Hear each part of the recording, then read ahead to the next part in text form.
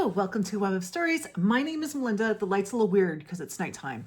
I'm actually in my jammies, in fact, but I still have makeup on, so I'm going to film.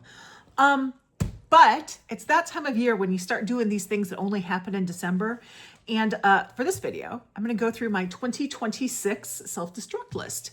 So my self-destruct list is my 10 oldest unread print novels on my shelf. I actually don't worry about nonfiction, but for novels. And last year, I had like 7 book of the month books, which I think was the year before. I don't have any this time. Apparently, I don't know, there was a period where I was reading all my book of the month books because none of them are book of the month. Yes. So this is actually a pretty promising pile. I will say my 2025, I'm not going to do a separate update about it, just tell you they're all gone. I did read some. I decided to do the rest on audio, so the books themselves are gone. I'll get the audios out of the library. So that's still self-destructing, but these we'll see. And some of these I really feel like I should be reading, and I will tell you why when I get to them. So these are in the order. I think this is oldest to newest. First off, I have this book. You've seen it before. I think there was some month I was gonna read this in. And this is Three Souls by Janie Chang. In here, it's autographed May 2014. I don't know why this is listed as late as it is, because I think this is older than some of the books I've had before, but let me read the back. We have 3 souls, or so I've been told, but only in death could I confirm this. So begins the haunting and captivating tale set in 1935 China of the ghost of a young woman named Lian, who watches her own funeral from above and wonders why she is being denied entry to the afterlife. Beside her are 3 souls, stern and scholarly Yang, impulsive romantic Yin, and wise shining Hun, who will guide her toward an understanding. She must, they tell her, make amends. So that's it. That's not all of the summary, but that's all I'm going to read. So that's this one. I could probably read it during Asian AAPI month, which I think is May. Is that right? So that's a possibility there, but I am interested in this. Okay, the next 2 books are the books I feel really guilty about because for a while I belonged to a subscription, for 2 months. No, actually more than 2 months because there was 1 month where I actually read the books. I belonged to a subscription service through Pals where they would send you like a special edition signed book, right? And I haven't read these yet, but there's 2 of them. And they even come in these nice little slipcover things. And I think I probably paid way more than I should have for them. But this first one is My Year Abroad by Chang-Rae Lee. The story follows Tiller, a very average, fairly unmotivated college student from New Jersey, and Pong Lu, a wildly creative, larger-than-life Chinese-American entrepreneur who sees something intriguing in Tiller beyond his bored exterior and takes him under his wing. When Pong brings him along on a boisterous business trip across Asia, Tiller is catapulted from ordinary young man to talented protege and pulled into a series of ever more extreme and eye-opening experiences that transform his view of the world, of Pong, and of himself. So that's this one. This is another one I could read for AAPI. I think is this signed? It should be signed. I think they're all, yeah, this is signed. So yeah, this might be another AAPI one. It's going back in its sleeve. The next one also could work. And I'll be honest. Okay, now you're being difficult just because I'm on camera. The next one I'm a little more interested in, but we'll see. This one is also in a nice little sleeve. Gold Diggers by Sanjena Sathian. So let's get it out of its thing. There's the cover. Spanning 2, and this is blurred by Celeste Ng, so that's good. Spanning 2 continents, 2 coasts, and 4 epochs. Gold Digger, let me go down. You don't need all that part. Okay. A floundering second-generation teenager growing up in the Bush-era Atlanta suburbs, Neil Narayan is authentic, witty, and smart. He just doesn't share the same drive as everyone around him. His perfect older sister is headed to Duke. His parents' expectations for him are just as high.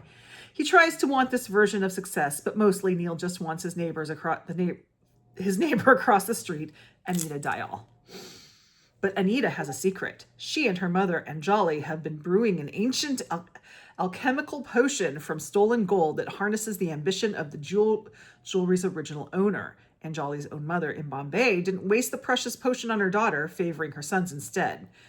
And Nita, on the other hand, just needs a little boost to get into Harvard. But when Neil, who needs a whole lot more, joins the plot, events spiral into a tragedy that rips their community apart. So I like that one. That sounds interesting. So gold diggers. Again, they come in nice sleeves. Should be signed. Okay. This next one, I think, was actually on a TBR earlier this year. It's an author I like. It's one of her backlist books, so I just haven't gotten to it. And this is probably going to be maybe, I mean, it's fitting for spooky season. I don't know if that's when I'm going to be reading it, but this is Lost Among the Living by Simone St. James. This is one of her earliest books.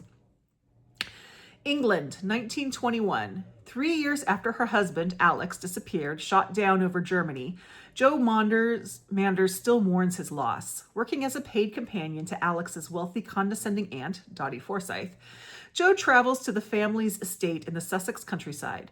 But there is much she never knew about her husband's origins, and the revelation of a mysterious death in the Forsyth's past is just the beginning. That's all I'm going to read of that. So that's Lost Among the Living by Simone St. James. This next one I actually kind of debated not even including in this because it's an author I'm going to read all their backlist anyway. I just haven't gotten to it, but I ultimately decided to do it because what better time than the present. This is Alice Hoffman's Skylight Confessions. Writing at the height of her power, Okay, John is cool, practical, and deliberate, the polar opposite of dreamy Arlen. Yet the two are drawn powerfully together even when it is clear they are bound to bring each other grief. Their marriage traces a map no one should follow, leading them and their children to a house made of glass in the Connecticut countryside, to the avenues of Manhattan, into the blue waters of Long Island Sound. Glass breaks, love hurts, and, like all families, John and Arlen's makes its own rules. Ultimately, it falls to their grandson, Will, to walk a path of ruin and redemption in order to solve the emotional puzzle of this family. So, I don't know if this has Alice Hoffman's sort of magical realism on it, but whatever, sounds good. These next two, I feel bad about, because these next two I got through one of my YOLO Book Flood gift book exchanges, and I haven't read them, and I want to. One of them is super highly recommended to me, and I just need to get to it. I think, who just read this? Oh, I think Michelle and Reads just read it, but that is A Place for Us by Fatima Farheen Mirza. And I'll read a little bit about this. As an Indian wedding gathers a family back together, parents Rafiq and Layla must reckon with the choices their children have made. There is Hadia, their headstrong eldest daughter, whose marriage is a match of love and not tradition. Huda, the middle child, determined to follow in her sister's footsteps. And lastly, their estranged son, Amar, who returns to the family fold for the first time in 3 years to take his place as brother of the bride. What secrets and betrayals have caused this close-knit family to fracture? Can Amar find his way back to the people who know him and love him best? So as I think Michelle just read it. I think this is Hannah at Savage Reads. I think this is one of her favorite books. So I don't know why I haven't read this book, to be honest. I really don't know. I was really surprised to see this show up on this list, actually. But there it is. And the next one was from the same YOLO Book Flood book exchange. And this is another one that might show up during API month. And it's The Night Tiger by Yangsze Choo. Okay. Quick-witted, ambitious Jilin is stuck as an apprentice dressmaker, moonlighting as a dance hall girl to help pay off her mother's mahjong debts. But when one of her dance partners accidentally leaves behind a gruesome souvenir, Jilin plunges into a dark adventure, a mirror world of secrets and superstitions. 11-year-old Chinese houseboy Ren also has a secret, a promise he must fulfill to his dead master, to find his master's severed finger and bury it with his body. Okay. Ren has 49 days to do so, or his master's soul will wander the earth forever. As the days tick relentlessly by, a series of unexplained deaths racks the district, along with whispers about men who turn into tigers. Jilin and Ren's increasingly dangerous paths crisscross through lush plantations, hospital storage rooms, and ghostly dreamscapes. So that's this one. Wasn't counting on the body parts. But let me shift this over here. So this next one is a book the bookish best friend gave me. Like we swapped books. Like I gave her some books and she gave me this book. Again, Have heard great things about it. It's a series. It's the first in a series that I want to read. Have not gotten to it yet. And that is The Maid by Nita Prose. I know basically what this is about, but I'll read it a bit anyway. Molly Gray is not like everyone else. She struggles with social skills and misreads the intentions of others. Her gran used to interpret the world for her, codifying it into simple rules that Molly could live by. Since Gran died a few months ago, 25-year-old Molly has been navigating life's complexities all by herself. No matter, she throws herself with gusto into her work as a hotel maid.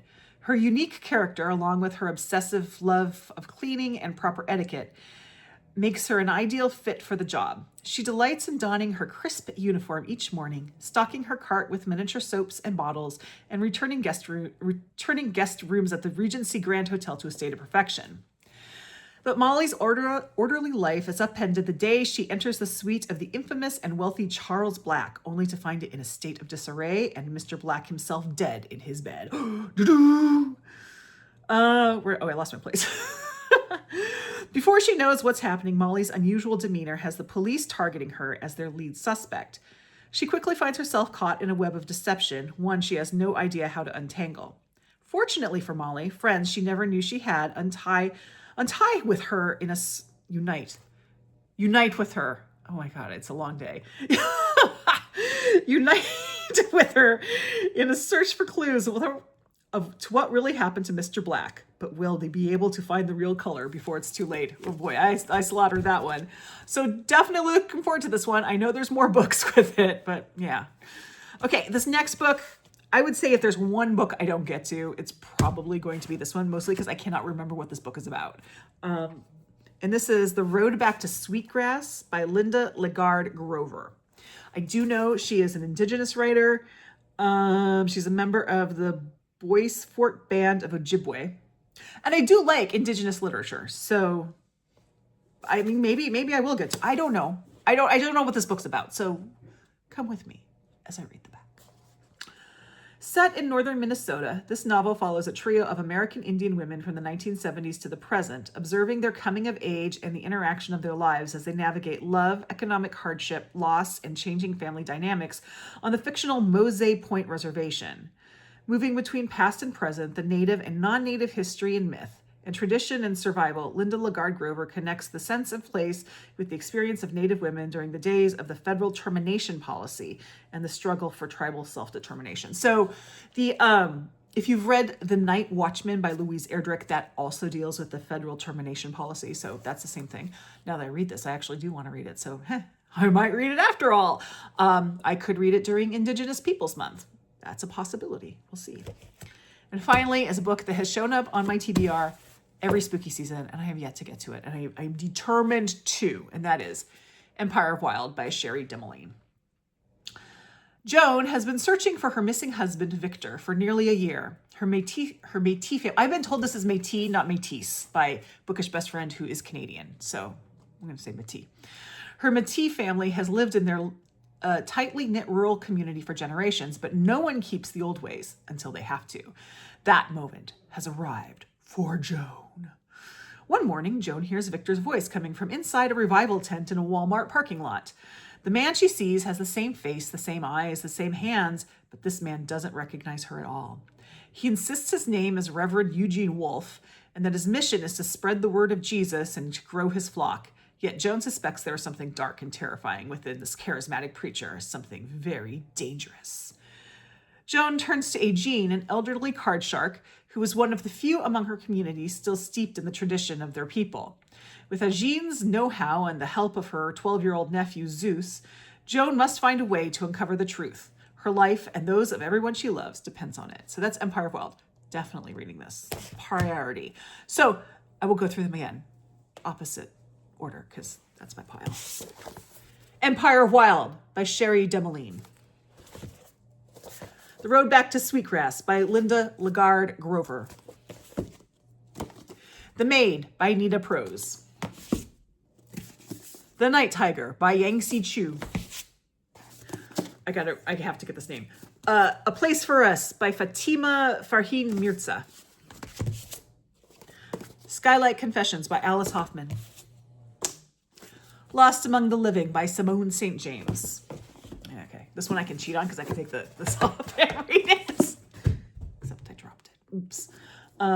Gold Diggers by Sanjena Sathian. Hold on a second. I'm back. This, of course, fell under my chair. I had to pull it up, and there was no way I could gracefully do that on camera. Be a little more careful with this one. I'm just going to hold this up. My Year Abroad by Chang-Rae and Three Souls by Janie Chang. Now, I have mentioned like, oh, I could read it during this month or I could read it whenever, but I'm not tied to those. If anyone would like to buddy read any of these with me, please let me know. Buddy reads get me to read books. So there you go. I have a nice selection. This is my 2026 self-destruct list to see how well we do. I think the first year I did this, I got to 9 of the books. And then this past year, I decided just to switch to audio when I get to them. But I got rid of the books, so it was fine. But this one, this is a nice variety, and none of them are book of the month. I'm pretty sure when I do this for 2027, they're all going to be book of the month. But this year, no book of the month. But let me know if you would like to buddy read any of these in 2026, and we will find a time and do it together. So, if you'd like to play the emoji game, you don't have to, but if you'd like to, you can. Oh, I'm thinking I could do a cozy pajama one, but no, I think what I'm going to do, because this is self-destruct, if you could leave me a little like explosive or a firework or something like that, something that blows up, that self-destructs, that would be great. But you don't have to do that. But if you want to, it's always fun, and it's nice to see who watches my videos. Anyway, like, subscribe, join my Discord, and I'll see you in the next video. Bye-bye.